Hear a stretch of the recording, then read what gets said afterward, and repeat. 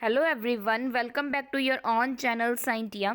जैसे कि आप लोग जानते हैं, हम हमारे चैनल पे साइंस की प्रिपरेशन कर रहे हैं कॉम्पिटिटिव एग्ज़ाम्स के लिए, वो पीटेट हो, सीटेट हो, इवन मास्टर कैडर के लिए।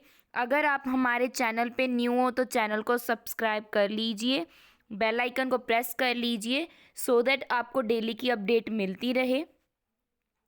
आज हमने एमसीक्यूज़ की सीरीज़ स्टार्ट की है केमिस्ट्री की, उसको कंटिन्यू करेंगे। स्टार्ट करते हैं आज का टॉपिक।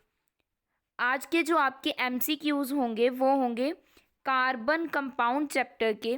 ये आपके मोस्ट इम्पॉर्टेंट क्वेश्चंस रहने वाले हैं जो आपके एग्ज़ाम्स में बन सकते हैं, आपके पीटेट एग्ज़ाम में पेपर 2 में। आज हम बात करेंगे टॉप 12 एमसीक्यू की। आपने कमेंट बॉक्स में ज़रूर बताना है कि आपके कितने एमसीक्यूज़ करेक्ट गए। क्लियर, स्टार्ट करते हैं। सबसे पहले बात करेंगे, इसमें फर्स्ट क्वेश्चन है आपका carbon compound with single bond. वो कार्बन का कंपाउंड बताना है जिसके सिंगल बॉन्ड प्रेजेंट होता है। यहाँ पे मेंशन है आपको सिंगल बॉन्ड। देखिए, कार्बन जो चैप्टर मैं आपको रीड करवा चुकी हूँ उन उसमें मैंने बताया था कि कार्बन के कंपाउंड 3 टाइप्स के बॉन्ड शो करते हैं।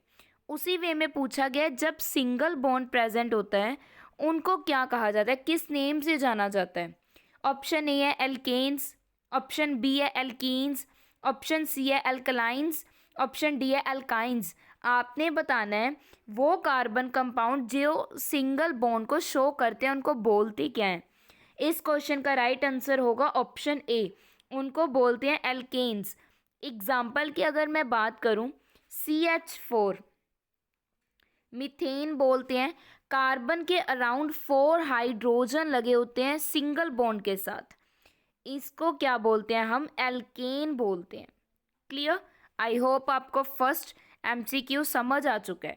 जहाँ पे कार्बन क्या शो करे, सिंगल बॉन्डिंग शो करे, उसको क्या बोलते हैं, हम एल्केन बोलते हैं। नेक्स्ट बात करेंगे सेकंड एमसीक्यू की, carbon compound with double bond. Carbon compound जो डबल बॉन्ड शो करते हैं उनको क्या बोलते हैं।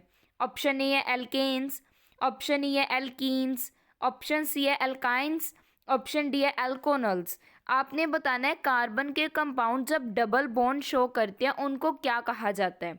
इस क्वेश्चन का राइट आंसर होगा ऑप्शन बी, एल्कीन्स बोलते हैं। ईन का मतलब होता है डबल बॉन्ड, एन का मतलब होता है सिंगल बॉन्ड, और मैं बता दूं आयन का मतलब होता है ट्रिपल बॉन्ड। ये याद रखना है आपने, सिर्फ ए, ई एंड वाई का फ़र्क होगा लास्ट में, ये ध्यान में रखना है। अब अगर एग्जाम्पल की बात की जाए तो कार्बन के बीच इस वे में डबल बॉन्ड लगते हैं। तो जो भी ये कंपाउंड होगा जिनके बीच में, जो कार्बन के बीच में डबल बॉन्ड को शो करता है, इनको बोलते हैं एल्कीन्स। क्लियर, अगर ट्रिपल बॉन्डिंग को शो करेगा उसको बोलते हैं एल्काइंस। एल्काइंस। सिंगल बॉन्ड को मैं लास्ट क्वेश्चन में डिस्कस कर चुकी हूँ, एल्केन बोलते हैं। क्लियर, आई होप आपको सेकंड एमसीक्यू समझ आ चुका है। इस क्वेश्चन का राइट आंसर हो गया option number B, alkenes. Next question की बात करते हैं थर्ड एमसीक्यू की। थर्ड एमसीक्यू देखिए, alcohol react with organic acid to form. जब अल्कोहल कोई भी ऑर्गेनिक एसिड के साथ रिएक्ट करता है तो क्या फॉर्म करता है। ऑप्शन ए है ईस्टर, ऑप्शन बी है ईथर, ऑप्शन सी है एथोनिक एसिड, ऑप्शन डी है इथेनॉल। आपने बताना है अल्कोहल जब ऑर्गेनिक एसिड से रिएक्ट करता है तो किस चीज़ की फॉर्मेशन होती है। हाँ जी, अगर मैं बात करूं, जब अल्कोहल ऑर्गेनिक एसिड के साथ रिएक्ट करता है तो इस प्रोसेस को बोला जाता है, स्टेरिफिकेशन कहा जाता है। स्टेरिफिकेशन। अगर मैं बात करूं इस प्रोसेस की, अगर एग्जांपल की बात की जाए, देखिए जैसे carboxylic acid, carboxylic acid RCOOH ले लेते हैं। जब रिएक्ट करेगा अल्कोहल के साथ, ये अल्कोहल का फॉर्मूला होता है और ये कार्बोक्सिलिक एसिड का, जब ये रिएक्ट करेंगे तो ये फॉर्म करते हैं ईस्टर। ईस्टर की फॉर्मेशन होती है, इसका जो फॉर्मूला अगर बात करें वो बनेगा RCOOR डैश, और वाटर क्या हो जाएगा, रिलीज हो जाएगा। इस प्रोसेस को बोलते हैं स्टेरिफिकेशन बोलते हैं। और इस क्वेश्चन का राइट आंसर क्या बन जाएगा, ऑप्शन ए ईस्टर। थर्ड का राइट आंसर हो गया option A Easter. It means जो अल्कोहल है जब ऑर्गेनिक एसिड के साथ रिएक्ट करते हैं तो क्या फॉर्म करते हैं, ईस्टर फॉर्म करते हैं। क्लियर। नेक्स्ट क्वेश्चन की बात करते हैं फोर्थ एमसीक्यू की। फोर्थ देखिए, catenation is property shown by, जो कैटिनेशन प्रॉपर्टी है ये किसके द्वारा क्या कौन सा ऐसा एलिमेंट है जो शो करता है catenation.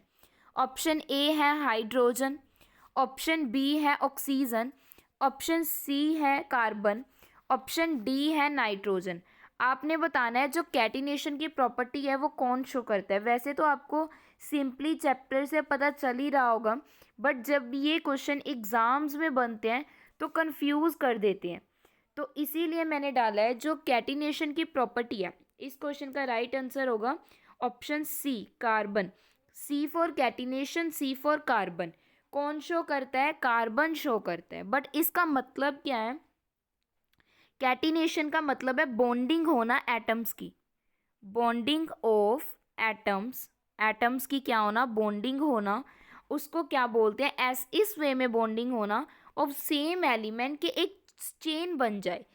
Bonding of atoms of the same element, element क्या होना, सेम होना, सो दैट जो ये कन्वर्ट हो जाए एक सीरीज में, इनटू अ सीरीज, उसको क्या बोलते हैं हम, कैटिनेशन बोलते हैं। अगर मैं आपको ड्रा करके दिखाना चाहूँ, ये चैप्टर में मैंने अच्छे से बताया था इस वे में, इस प्रॉपर्टी को क्या बोलते हैं हम, कैटिनेशन बोलते हैं। क्लियर।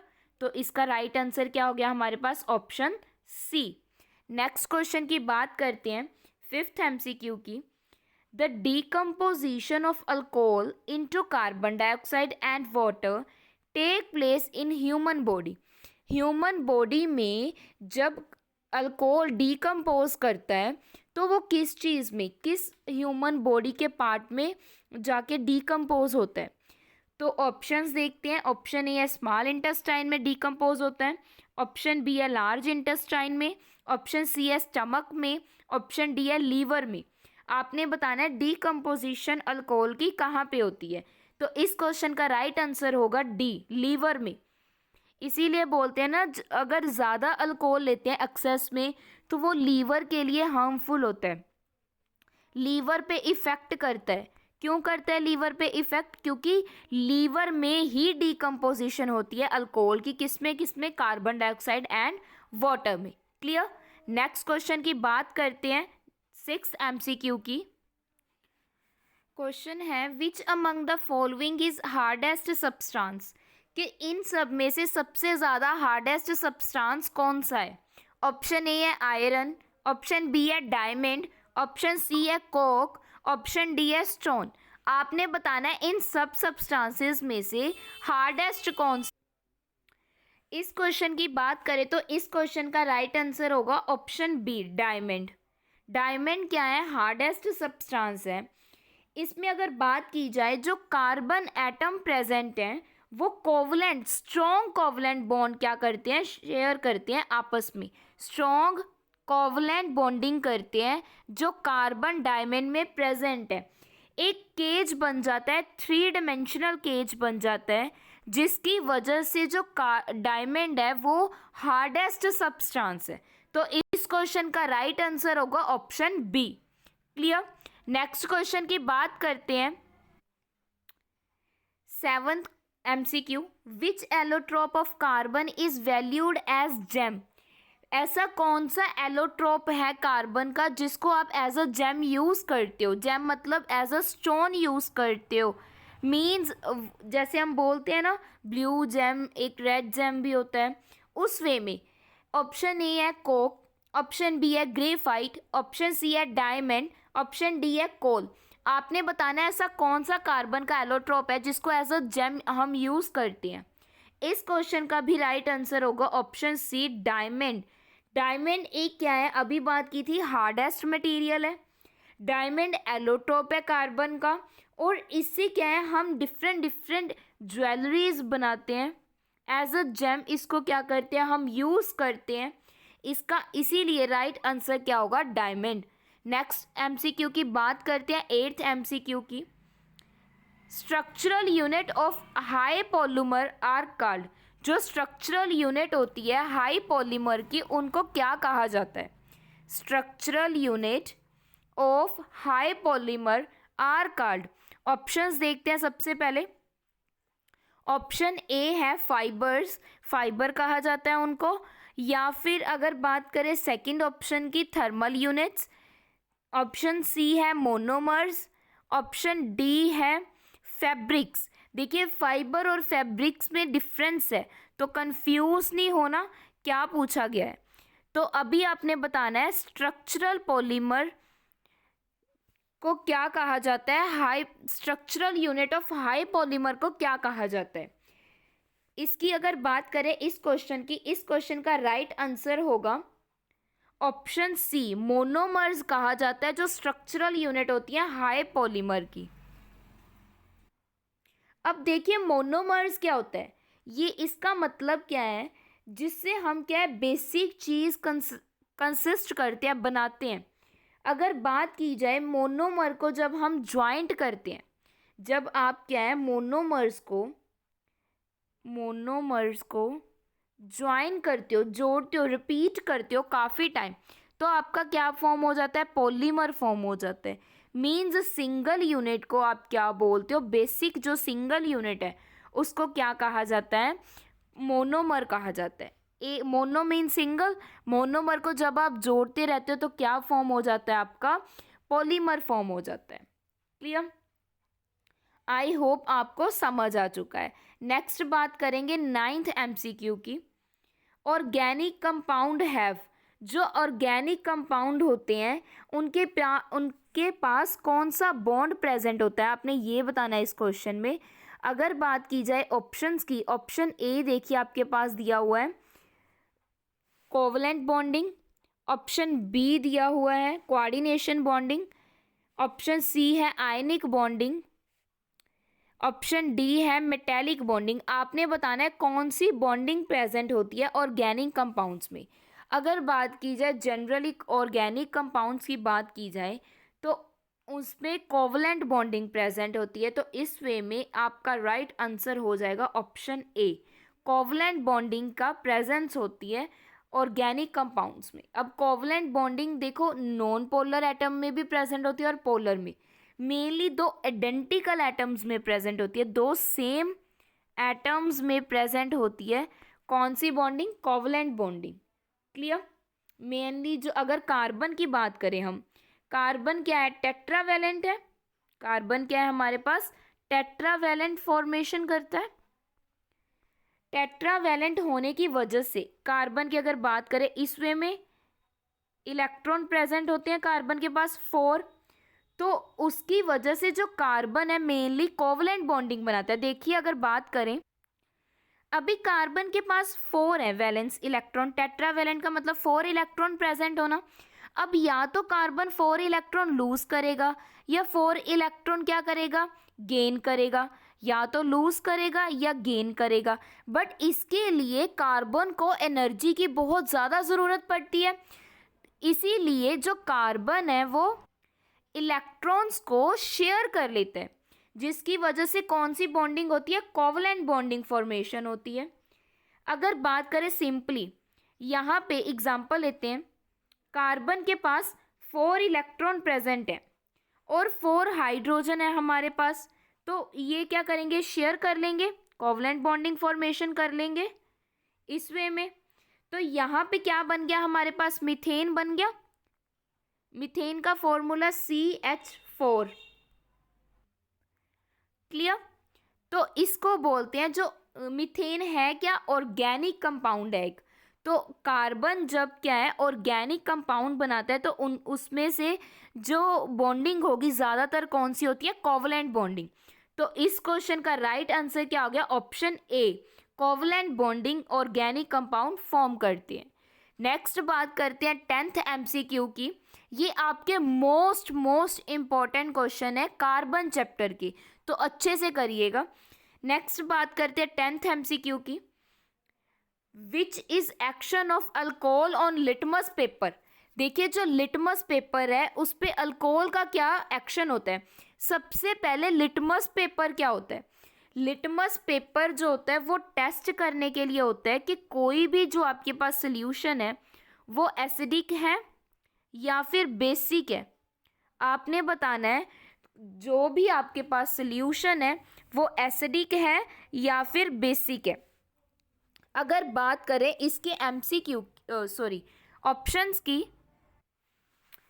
देखिए जो लिटमस पेपर है ये एक पिंकिश कलर का होता है। अगर तो वो पिंकिश रेड में कन्वर्ट हो जाए तो सोल्यूशन एसिडिक है। अगर वो paper litmus paper blue colour में कन्वर्ट हो जाए तो आपका जो सोल्यूशन है वो बेसिक है नेचर में।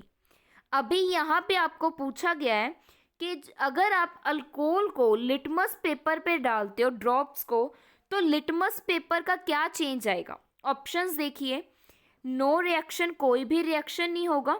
ऑप्शन बी है turn blue litmus to red, blue red में कन्वर्ट हो जाएगा। ऑप्शन सी है turn red litmus to blue, red litmus blue में कन्वर्ट हो जाएगा। ऑप्शन डी है ब्लू लिटमस कन्वर्ट हो जाएगा ग्रीन में। अगर बात की जाए अल्कोहल की तो इसमें जो लिटमस है वो चेंज होगा, चेंज नहीं होगा। मीन्स इस क्वेश्चन का राइट आंसर भी होगा ऑप्शन ए, कोई भी रिएक्शन नहीं होगी। अब रिएक्शन क्यों नहीं होगी, जो अल्कोहल है जिसकी हमने अभी बात की, अल्कोहल क्या है, एक वीक एसिड है। अल्कोहल क्या है, वीक एसिड है। तो जो लिटमस पेपर है वो इतने भी सेंसिटिव नहीं है कि इसको डिटेक्ट कर पाए। तो अल्कोहल कोई भी रिएक्शन शो नहीं करता, किसके साथ, लिटमस पेपर के साथ। तो इस क्वेश्चन का राइट आंसर हो जाएगा option A, no reaction. Next question की बात करते हैं 11th की। With the soap hard water forms, जो हार्ड वाटर है वो क्या फॉर्म करता है सोप के साथ। ऑप्शन ए है स्कम, ऑप्शन बी है फॉर्म बनाना, फॉर्म मतलब झाग बनाना। ऑप्शन सी है बबल्स फॉर्मेशन करना। ऑप्शन डी है आपके पास नन, या कुछ भी नहीं, कोई रिएक्शन ही नहीं करेगा सोप के साथ हार्ड वाटर। अगर आप हार्ड वाटर यूज़ कर रहे हो तो जो सोप है वो क्या फॉर्म करेगा, इसका राइट आंसर हो जाएगा स्कम। वो मेनली क्या फॉर्म करेगा, स्कम फॉर्म करेगा। इस क्वेश्चन का राइट आंसर क्या हो जाएगा, option A. Clear, I hope आपको समझ आ चुका है और क्वेश्चंस अच्छे लग रहे होंगे। प्लीज़ अगर आपको क्वेश्चंस अच्छे लग रहे हैं तो मैक्सिमम टू मैक्सिमम शेयर कीजिए, चैनल को सब्सक्राइब कीजिए और वीडियो को लाइक कीजिए। और अपने मार्क्स ज़रूर बताया कीजिए, कमेंट बॉक्स में कमेंट में बताया कीजिए वीडियो आपको कैसी लग रही है, सो दैट मुझे भी मोटिवेशन मिले कि मैं डेली इस वीडियो अपडेट करूं। नेक्स्ट क्वेश्चन की बात करूं तो अपडेट नहीं, अपलोड करूं। नेक्स्ट लास्ट क्वेश्चन की बात करते हैं 12th MCQ की। वैलेंसी ऑफ कार्बन सबसे ईजीएस्ट क्वेश्चन है आज का, और मैंने एक आपको MCQ में इसका आंसर भी बता दिया था। ऑप्शंस देख लेते हैं। ऑप्शन ए है 3, ऑप्शन बी है 2, ऑप्शन सी है 5, ऑप्शन डी है 4। अभी ये सबसे इजी क्वेश्चन है, वैलेंसी बतानी है कार्बन की। ये आप कमेंट बॉक्स में बताओगे कि कार्बन की कितनी वैलेंसी होती है, और आपने बताना है कि कार्बन की जो वैलेंसी है और बताना है जो कार्बन की फॉर्मेशन होती है उसमें वो किस तरह की स्ट्रक्चर बनाता है, स्ट्रक्चर फॉर्म करता है कार्बन। एक तो स्ट्रक्चर बताओगे और एक वैलेंसी बताओगे। आज के 2 क्वेश्चंस आप क्या करोगे, अटेंड करोगे और कमेंट बॉक्स में इसका रिप्लाई करोगे कि इस क्वेश्चन का राइट आंसर कौन सा बनेगा। और प्लीज़ रिस्पॉन्स देना सो दैट मुझे भी पता चले कि आपको वीडियोस अच्छी लग रही हैं और आपको क्वेश्चन समझ आ रहे हैं। क्लियर, प्लीज़ लाइक कीजिए, वीडियो को शेयर कीजिए, सब्सक्राइब कीजिए चैनल को अगर आप चैनल पे न्यू हो। Thank you so much.